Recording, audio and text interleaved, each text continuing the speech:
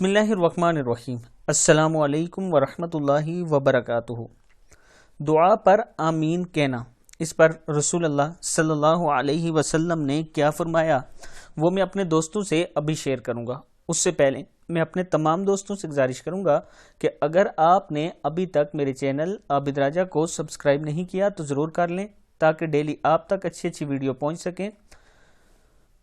और जो लोग ऑनलाइन क्लासेस लेना चाहते हैं, यूरोप वगैरह में हैं, ये मेरा व्हाट्सअप नंबर है, इस पर मुझसे रब्ता कर सकते हैं। तो स्टार्ट करते हैं। बिस्मिल्लाहिर्रहमानिर्रहीम। दुआ पर आमीन कहना। रसूलुल्लाह सल्लल्लाहु अलैहि वसल्लम ने फरमाया, जब कुछ लोग जमा हों और इनमें से कोई एक आदमी दुआ करे और दूसरे आमीन कहें तो अल्लाह ताला इनकी दुआ कबूल फरमाता है। फिर सुन लें, रसूलुल्लाह सल्लल्लाहु अलैहि वसल्लम ने फरमाया, जब कुछ लोग जमा हों और इनमें से कोई एक आदमी दुआ करे और दूसरे आमीन कहें तो अल्लाह ताला इनकी दुआ कबूल फरमाता है।